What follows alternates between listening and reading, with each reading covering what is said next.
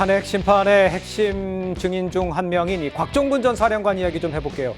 양심 선언 요구를 받았다고 저희 TV조선이 전해드린 바가 있는데 곽 전 사령관이 초반에 야권 인사들과 연결된 변호인들의 사건을 맡았었는데 사건을 맡은 지 며칠 안 돼서 계속 떠나갔다고 합니다.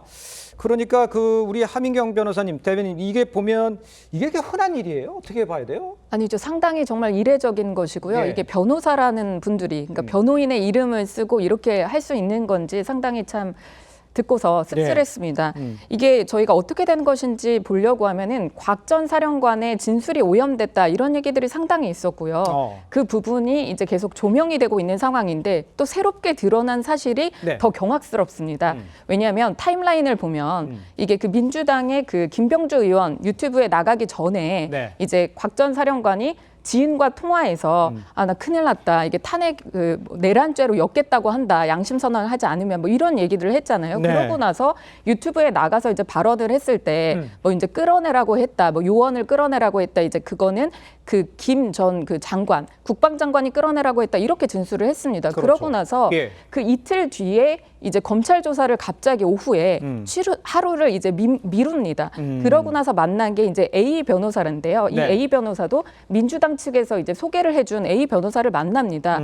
그리고 나서 같이 그 다음 날 A 변호사랑 이제 검찰에 출석을 하는데 자수서라는 것을 같이 이제 들고서 출석을 하게 됩니다. 그렇죠. 그래서 조사 직전에 자수서를 검찰에다 내면서 예. 내가 경험했던 사실들을 잘 정리를 못하니까 네. 이걸 잘 정리를 해서 자수서라는 형식으로 만들어 갖고 왔어요. 예. 이래서 제출을 합니다. 그리고 이제 그대로 진술을 하는데요. 놀라운 것은 변호사가 같이 입회를 해서 이렇게 조사 내용을 들은 다음에 갑자기 사임을 합니다. 그러니까요. 네, 그리고 나서 두 번째 또 세 번째 변호사들이 또 선임이 되는데 네네. 그 변호사들도 역시 민주당 측에서 이제 소개를 해준 그런 변호사들인데요. 예. 마찬가지로 조사를 받기 전에 또 각각의 자수서를 또 제출을 합니다. 그런 다음에 조사에 같이 입회를 해서 조사 내용을 잘 들은 뒤에 그리고 또 사임을 해요. 이런 부분이기 때문에 이건 생각을 해보면 민주당 측에서 변호사들을 소개시켜주고 예. 그다음에 미리 사전에 진술 내용 이렇게 해야 되겠다라고서 이제 자수서라는 형식으로 작성을 한 다음에 조사 직전에 그 자수서를 제출을 합니다. 그리고 조사가 이 자수서대로 잘 이제 진행이 되고 있는지 이렇게 변호사가 옆에서 이제 듣고서 예. 입회를 한 뒤에 그리고 나서 정말 무책임하게 주랭랑을 치고 마는 겁니다. 그런 상황이어서 지금 어떻게 되어 있냐면 곽 전 사령관 같은 경우에는 그대로 이제 진술을 자수서 내용대로 진술했는데 그 자수서의 내용도 완전히 이제 처음으로 그 윤 대통령이 지시를 했다라는 것으로 그 자수서에서 처음으로 밝혀지고 진술이 뒤바뀌어지는 거거든요. 이런 부분에 주목을 해야 되는데 이 변호사들이 과연 어떤 변호를 한 건가, 누구를 변호를 한 건가 이런 생각이 들지 않을 수 없고요. 다만 생각될 수 있는 거는 곽 전 사령관의 변호인은 아니었다. 이거는 곽 전 사령관을 위한 변호사 아니었고 어떤 누구를 위한 변호를 했던 것인가 이 부분은 묻지 않을 수가 없습니다. 알겠습니다. 지금 이야기를 쭉 들어봤는데 특히 지금 언급해 주신 대로 특히 추가 자수서 작성한 뒤에 잇따라 조력을 포기한 이 상황. 또 자수서에는 의원들을 국회 밖으로 이탈시키라라고 지시한 주체를 김용현, 아까 조금 전에 언급해 주셨습니다만 김용현 전 국방장관이 아닌 대통령으로 면시한 내용이 지금 담겨 있다. 글쎄요, 이거 쟁점이 어떤 의미가 있는지 탄핵 심판에도 영향이 있는지 이건 조 변호사님께서는 어떻게 보세요?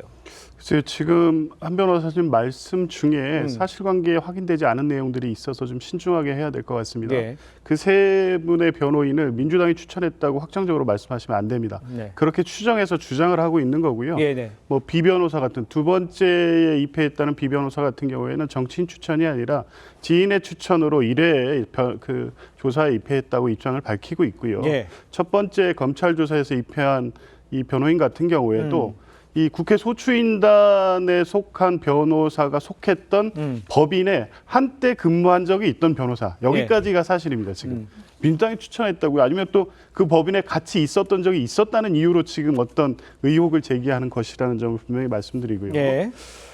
글쎄 이게 지금 이 곽종근 사령관 관련해서는 12월 4일 날 국민의힘 측에서 이 회유가 있었다며 내놓은 녹취록의 내용이 있습니다. 그때 곽종근 이 사령관의 그 당시의 상황을 솔직하게 털어놓는 내용인데요. 예. 굉장히 힘들어하고 있습니다. 그리고 변호사 선임과 관련해서 좀 어려움을 호소하고 있었고요. 네네네. 그 뒤에 아마 지인이나 누군가가 급하게 이 검찰 조사, 군검찰 조사에 입회할 변호사라도 한 번만 해주십시오라는 어떤 부탁에 의해서 일회성으로 아마 입회했을 가능성이 더 높다고 보여지고요. 예. 중요한 것은 자꾸 이제 진술 오염을 주장을 하는데 오염된 진술이 그러면 곽정근 사령관이 윤석열 대통령이 전화해서 정적수가 안 찬 것 같으니 문을 부수고라도 들어가서 인원을 끌어내라. 예. 이 진술이 바뀐 적이 있습니까? 그러니까 바뀌지 않았습니다. 김용현 장관에서 대통령으로 바뀌는데 결정적 계기가 있었고 거기에 이 변호인들이 개입된 게 아니냐고 주장을 하는데 네네. 이 진술은 일관됐고요. 이미 12월 6일 이 김병주 의원을 만났을 때부터 12월 예. 10일 국회 이 현안 질의까지 예. 그 이후에 헌법재판소에서 일관되게 진술하고 있고 이 부분에 대해서 대통령 측은 전화했던 사실은 부인하지 않습니다. 왜냐하면 비화폰에 대통령과 직접 통화한 사실이 있기 때문에. 예. 근데 그게 인원이 아니라 요원이었다 이런 취지로 주장했거든요. 그런데 전체적으로 곽정근 사령관의 진술 외에 공수여단장의 진술, 알겠습니다. 또 여러 가지 진술을 통해서 맞다는 의원을 얘기 하시고. 끌어내라는 예. 진술이 같이 다른 증거에서 확인되고 있기 때문에 곽정근 사령관을 이런 식으로 공격한다고 해서 진술이 오염됐다는 결론으로 갈 가능성은 알겠습니다. 높지 그 않습니다. 아까 내왔던 내용은 이제 그 진술 내용이 다른 사람들도 같은 동일한 증언을 했다는 얘기는 다 나와 있는 얘기고 제가 네. 질문드렸던 거는 왜 변호사가 계속 바뀌었냐 자소 쓰고 내는데 그거에 대답은 안 해주셨는데 일단 아까 말씀해주신 대로 이 곽 전 사령관이 마음이 많이 힘들어했다는 이 부분 앞서 곽 전 사령관 수사 과정에서 변호인들이 모두 그만둬서 힘들었다 이런 심경을 지인에게 토로를 했습니다. 이 목소리를 한번 들어보고 이야기를 이어가 보도록 하겠습니다. 앞으로 좀 어렵긴 어려울 것 같은데 내가 변호사는 고등학교 동기하고 후배들을 통해서 좀 해달라고 그랬어. 참 말도 꺼내기 조심스러운데 내가 솔직히 내가 지금 가진 게 한 개도 없다. 나중에 어려우면 좀 도와줘. 자, 저런 심경이 있었고 지금 얘기는 아까 말씀하신 대로 지인이 했던 것 정확하게 다 민주당 관련된 건 아닙니다. 말씀해 주셨는데 지금 왜 변호사들이 계속 갈 때마다 하고 나오고 또 들어갔다가 자수서만 하고 확인하고 나오고 이런 것들은 어떻게 보세요, 변호사님? 저는 있을 수 없는 일이라고 생각합니다. 이것은 대한변호사협회에서 진상조사단을 꾸려가지고 예.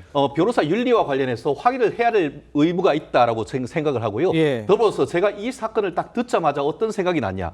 대장동 사건과 관련해서 성남도시개발공사 본부장 유동규 씨가 본인이 검찰의 수사를 받을 때 변호사가 자꾸 와가지고 이런저런 얘기를 하면서 결국은 그 변호사들 다 사임시켜버렸어요. 왜냐?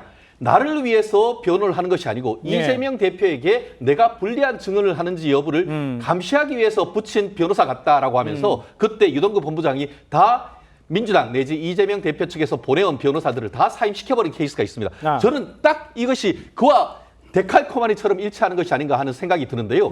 어떻게 변호사를 정말 그 지금 곽정근 전 사령관 같은 경우에는 경제적으로 굉장히 어렵고 네. 그런 상황 속에서 지금 그 김현태 전 특임단장 이따 뭐 얘기도 나올 수 있는데 네. 대세는 기울였다. 민주당이 지켜줄 것이다. 그리고 대한민국의 유력한 그 정치인을 기업인을 변호했던 예. 유력한 변호사를 소개해주겠다라는 얘기를 했다고 김현태 단장이 얘기했습니다. 만약에 민주당이 이와 같은 일을 하지 않았다라고 한다고 하면은 지금 당장 김현태 특임단장을 민주당은 허위사실 적시한 명예훼손죄로 고소하십시오. 예. 지금 김현태 단장 얘기를 했는데요. 일단 김현태 단장은 앞서서 곽 전 사령관에 대한 민주당의 회유 의혹을 제기하기도 했었습니다. 김현태 단장의 말을 이 시점에서 꼭 들어봐야 될 것 같아요. 함께 들어보시죠. 전문위원이란 분이 들어와서 이미 대세는 기울었다, 뭐 민주당이 지켜줄 것이다 이런 말을 많이 했고 또 박범계 의원 전화를 받고 변호사 한 명이 왔습니다. 그러면서 이제 이 변호사가 조력해 줄 것이다. 민주당 대표하는 뭐 다른 모 회사 뭐 부회장 전문 뭐 변호사라고 하면서 외국에서 들어오고 있다. 모 회사에 변호사를 지원해 주겠다. 그 누가 한 이야기죠? 제 기억에는 부승찬 의원께서 말씀하셨습니다. 그게 그 약속대로 지원이 됐나요? 붙여주겠다고 했는데 이후에 안 붙여진 걸로 알고 있습니다. 자, 성치윤 부의장 어떻게 네. 보셨어요? 우리가 아까 일단 들었던 통화가 계엄 직후 이 11월 4일, 11월 5일 그때 있었던 통화거든요. 네. 그러니까 곽종건 전 사령관이 경제적으로 좀 어려운 부분이 있는 것 같고 변호사가 왜 계속해서 단발성으로 자수서에 그러니까요. 참여하고 나갔는지는 저는 수임 계약이나 이런 것과 관련된 부분이 있을 것 같은데 아마 곽종건 전 사령관 입장을 밝히지 않는 한 우리가 뭔가 그분들이 뭐 감시하기 위해서 잠깐 왔다 떠났다 예. 감시하려면 계속 붙어놔야죠. 계속 붙여서 뭔가 그 곽종건 전 사령관의 그 재판 과정을 쭉 같이 해야 되는 건 아니겠습니까? 그렇기 때문에 저는 아마 금전적 부분과 아마 연관이 있을 거라고 보고 예. 근데 그럼에도 불구하고 자수서나 이런 내용들이 오염될 수 없다고 계속 말씀을 드리는 이유는 곽종건 전 사령관이 그 자필 편지로 이 입장을 표명한 적이 있어요. 난 거짓말을 할 수가 없다. 왜냐하면 내가 했던 모든 발언들은 내 휘하 부하들이 다 같이 들었기 때문이다라고 얘기를 했기 때문에 변호사가 와서 자수서 내용을 변경시킨다거나 뭔가 바꾼다거나 이렇게 할 수가 없습니다. 예. 왜냐하면 곽종건 전 사령관의 발언은 부하들과 함께 제출된 것이기 때문에 그런 발언에 오염은 없다는 말씀을 다시 지적하고 싶습니다. 알겠습니다. 예, 짧게. 보통 변호사가 진술을 하러 같이 입회를 하러 들어가면 자수서 같은 거를 먼저 제출하고 하지 않습니다. 왜냐하면 진술이 계획적으로 짜질 수 있기 때문에 그냥 예. 질문을 하는 거에서 답변을 하게끔 하는 건데 예. 지금 이 경우에 이 3명의 변호사들이 다 윤리적으로 변호사 윤리상 문제가 있다라고 하는 부분은 조사 때는 다 한 번씩 다 참여를 합니다. 네. 그리고 실질적으로 영장실질심사 때는 그 곽 전 사령관 같은 경우에 국선 변호사를 같이 들어갑니다. 예. 그리고 구속이 때 되죠. 지금 현재 상황에서는 그 김현태 단장의 변호인이 그 곽 전 사령관을 이제 같이 변호를 해주고 있다고 하는데 정말로 믿을 수 있는 건 그래도 의리가 있는 거는 김현태 단장이 아닌가 이런 생각이 들고요. 이렇게 미리 이제 진술을 맞추고 가는 경우는 절대로 없다 이 말씀 드리고 싶습니다. 알겠습니다.